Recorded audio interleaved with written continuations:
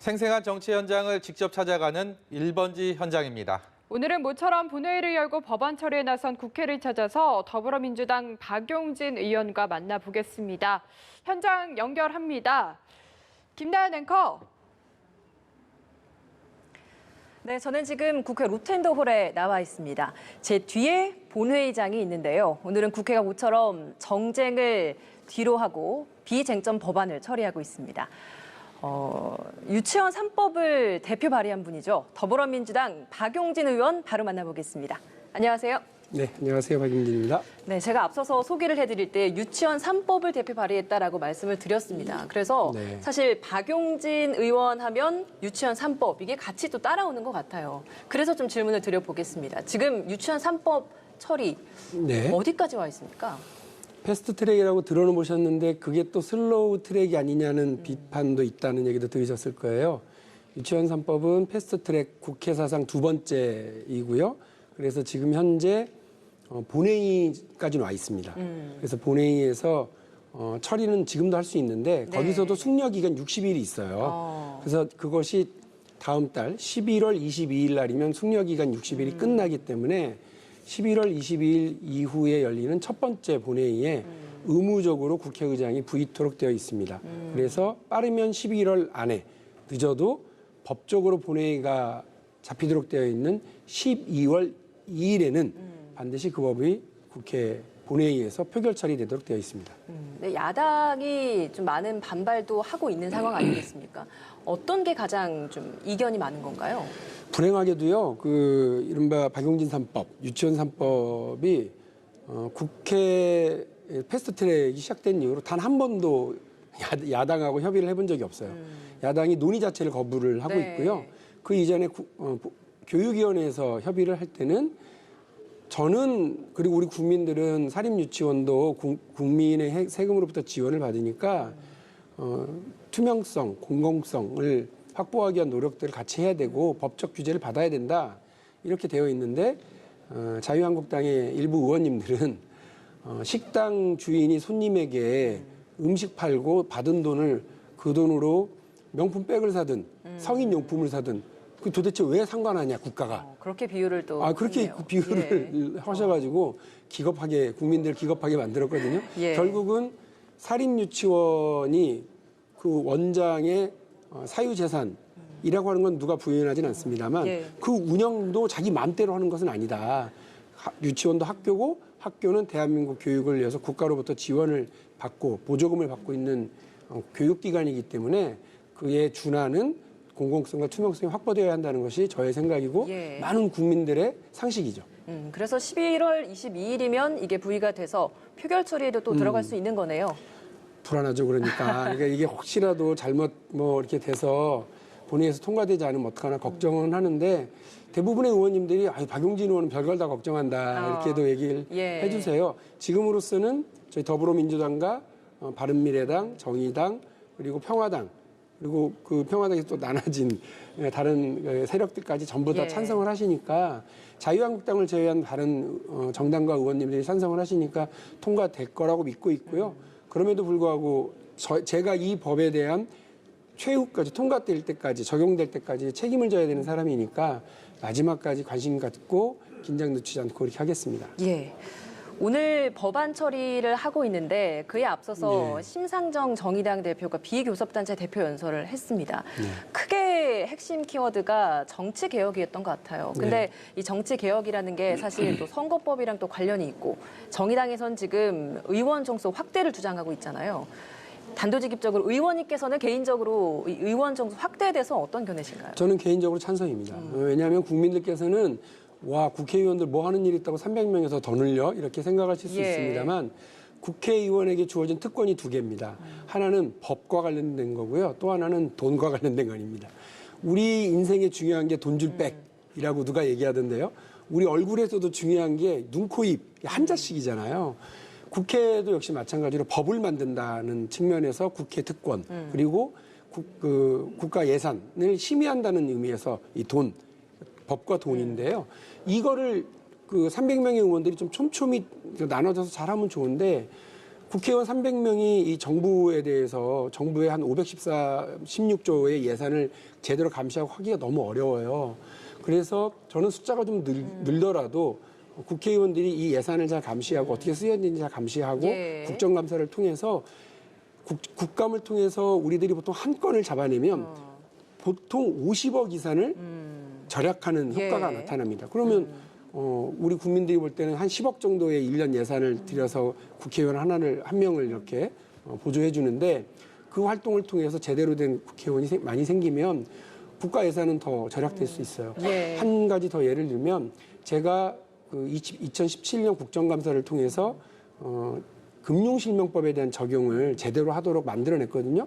그렇게 돼서 작년에 올해 도합 1,192억이라고 하는 돈 있고 힘 있고 빽 있는 사람들이 숨겨놨었던 네. 금융실명법 위반 계좌들에 대한 새로운 세금을 부과해서 그걸 걷기 시작했거든요.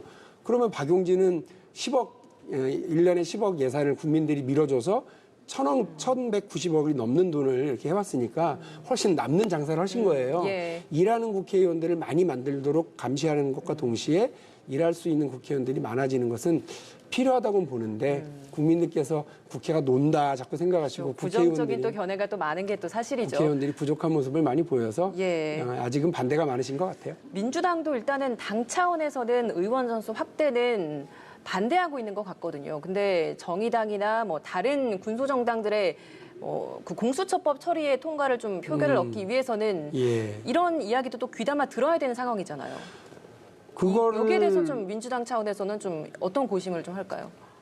그거를 저는 당리당략이라고 말씀을 드려요. 그러니까 이렇게 중요한 국가 정치 체제와 국가 운영과 관련된 얘기를 국민들이 반대하시더라도 정면 돌파해서 토론을 하고 설득을 하고 국민들에게 야단 맞을 거 야단 맞고 국회가 내려놓을 건 내려놓고 이러면서 가서 얘기를 해야 되는데 지난번에 우리 다른 당들이 패스트트랙을 올릴 때는 300명을 전제로 해서 했단 말이에요. 그래놓고는 이제 와서 숫자를 더 늘려야 된다. 그것도 공수처 법안을 통과시켜야 되기 때문에 이걸 해야 된다고 그러면 국민들이 볼 때는 말장난하는 거고 국민들이 예. 볼 때는 비겁한 논리라고 보실 거예요. 저는 이렇게 당리당략에 따라서 국가의 중대사를 이야기하는 것이 적절하냐라고 하는 입장이라서 제가 개인적으로는 국회의원 숫자는 더 늘어나야 그게 맞습니다. 국가를 위해서 옳습니다. 이지만 지금 논의되고 있는 방식은 그 국가의 운영을 위해서 숫자를 늘려야 되겠습니다가 아니라 공수처 법안을 통과시켜야 된다고 하는 이해 문제 때문에 또 다른 국회의원의 이익 문제와 연결된 문제를 거론하는 거라서 국민들이 이거를 용납 안 하실 것 같아요. 예, 알겠습니다. 이해찬 대표가 어제 기자간담회 했는데 내용도 들으셨을 것 예, 같아요. 그 내용 쭉 들으셨을 때 여러 가지 내용도 있었는데 그중에 지금 당원들 내에서도 좀 반발이 나오고 있는 것이 지도부 사퇴와 관련해서는 극소수에 불과한 의견이었다라는 그 부분도 있는 것 같아요. 어떤 의견이신가요? 뭘 또 그렇게 극소수다라고 콕 찍어서 얘기하셨는지는 잘 모르겠어요. 근데 저는 개인적으로 예. 당대표를 포함한 그 책임론에 대해서는 그다지 지금 동의하고 있지는 않습니다. 그러니까 저는 이른바 당이 이른바 조국 사태에 너무 이렇게 매몰돼서 2달, 석 달을 거기에 매여 있었던 모습은 반성해야 된다고 생각을 합니다. 그리고 정부 여당이 지금 경제 문제 안 좋잖아요. 3, 4분기 우리나라 경제 성장률이 0.4입니다. 기겁할 노릇이죠. 4, 4분기는 더 할 거라는 거예요. 그래서 올해 전체 경제 성장을 우리 정부가 2점대 중반으로 잡았는데 예. 1점대 중반으로 나올 거라고 하는 충격적인 예고가 지금 있거든요. 이런 때 정부 여당의 역할이 이러한 경제 충격에 대한 준비를 하고 민생을 챙기는 모습을 보여줘야 되는데 그렇지 않은 채로 너무 이 조국 사태에 매몰돼 있었던 거 아니냐. 다행히 어저께 이해찬 대표가 이에 대해서 반성하는 모습을 보이셨고 국민께 사과를 하셨으니까 시기적으로는 좀 괜찮았나요? 좀 늦었다는 얘기도 있었거든요. 늦었죠. 저는 이제 늦었다고 생각합니다만 그럼에도 불구하고 늦었다고 생각할 때 무언가 할 수 있었다면 좋겠고요. 예. 앞으로 그래서 좀 이렇게 내용적으로도 또 태도적으로도 좀 달라진 더불어민주당의 모습을 보여주기를 기대하고 예. 우리 지도부를 믿어봅니다.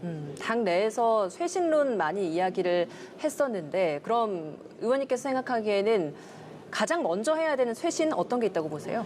아까 말씀드렸습니다만 그 더불어민주당을 해놓으니 잘하더라. 이런 점수를 따려면요. 동서고금을 막론하고 그 백성들의 먹고 사는 문제, 경제의 문제, 민생의 문제를 챙기지 못한 정권은 다 평가가 좋지 못합니다. 그리고 망했어요. 그래서 전 더불어민주당을 이게 정권을 주고 이렇게 맡겨봤더니 아 정말 평화 문제도 잘 풀지만 예. 또 뭐 정치 개혁에 관련해서도 잘하고 있지만 먹고 사는 문제가 잘 풀리고 국민들의 어떤 주머니를 두둑하게 만들어주더라. 그 부분에 점수를 따야 되거든요. 예. 총선에서 좋은 성적을 거두기 위해서라도 저는 더불어민주당이 민생정당, 경제정당, 실력 있는 정당, 먹고 사는 문제에 대해서 뭔가 성과를 보이는 이런 진보정당으로서의 모습을 보여줘야 된다고 봅니다. 예, 알겠습니다.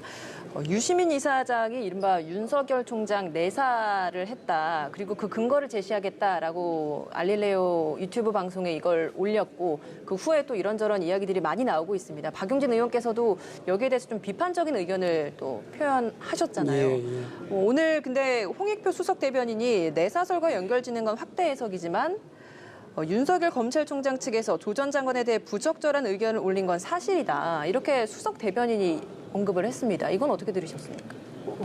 우리 대변인이 확인한 사실이 뭔지 저는 잘 모르겠습니다만 저는 이게 좀 걱정스러운 겁니다. 그러니까 이 논쟁을 자꾸 이렇게 벌려서 우리 여당이 이 논쟁에 자꾸 끌려 들어가서 아까 제가 말씀드렸던 민생. 먹고 사는 예. 문제를 제대로 해결하기 위한 자기 시간과 타이밍을 놓쳤을 때 적시를 놓쳤을 때 그 국민들은 아주 냉정하게 평가하실 거예요. 현대 민주주의는 선거로 심판합니다. 근데 심판을 바로 앞두고 성적을 잘 받기 위한 노력을 하기보다는 자기 관심사라든지 이런 데에 좀 빠져서 예. 그 타이밍을 놓쳐버리면 좋은 성적을 거두기가 어려울 것 같아서 아주 걱정스럽고 예. 전체적인 공익 문제에 얼마나 부합하는지에 대한 고민도 해봐야 될 거라고 봅니다. 예, 알겠습니다. 마지막으로 이 질문 하나만 드려보도록 하겠습니다. 한국당에 대한 질문인데 오늘 황교안 대표 체제 들어서 첫 인재 영입을 발표를 예. 했습니다. 근데 영입 인재 발표에 앞서서 1호 영입 인재인 박찬주 전 육군 대장에 대한 논란이 좀 있었습니다. 이런 한국당의 상황에 대해서는 어떻게 보고 계십니까? 더불어민주당의 최대 복이 황교안 체제 제1야당 아니냐라고 하는 우스갯소리가 있는데요. 좀 걱정되는 겁니다. 그러니까 제가 남의 당 걱정하게 게 우스워 보일 수는 있습니다만 국가 전체로 보면 제1야당은 스페어 타이어입니다. 대한민국이라고 하는 차가 쭉 가는데요. 저희 여당이 늘 잘할 수 있습니까? 빵꾸나고 잘못하고 그러면 국민들께서는 그 타이어 버리고 새로운 타이어 갈아 끼는 겁니다. 그게 이른바 정권 교체입니다. 그런데 스페어 타이어를 열어봤더니 거의 찢어져 있고 먼지가 수북하고 오히려 이게 언제 펑크날지 모를 것 같고 그럼 얼마나 국민들이 불안하겠어요. 먼 길을 가는 대한민국의 국민들이.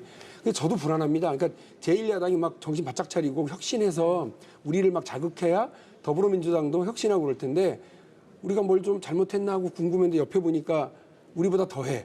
그러면 양쪽이 혁신 경쟁을 통해서 국민들을 좀 이렇게 기분 좋게 만들어주는 게 아니라 양쪽이 헛발질 대회를 하는 걸로 본다. 그러면 어느 국민이 예. 그런 국회의원 숫자를 늘리자고 하시겠어요. 예. 그러니까 저는 제1야당에게 바라는데 대안을 가지고 그리고 보다 혁신적인 걸로 갑질하는 했었던 사람의 대표적인 주자를 안 치거나 보수적이고 우리 국민들 마음에 상처 줬던 분들을 이렇게 영입하는 그런 모습보다는 그리고 패스트트랙 범죄 행위 혐의자가 있는 분들을 가산점 줘서 표창장 주겠다고 하는 그런 행위들 하시지 말고 국민 상식에서 이렇게 제1야당을 운영하고 저희들한테 자꾸 도전장을 내주셔야 더불어민주당도 정신 차리고 더불어민주당이 중심이 돼서 국회가 전체적으로 잘 굴러갈 수 있지 않을까 예. 싶습니다. 네. 네. 서로 시너지 효과를 낼 수 있는 좀 정당의 모습을 보여줬으면 좋겠다라는 이야기로 마무리 짓도록 하겠습니다.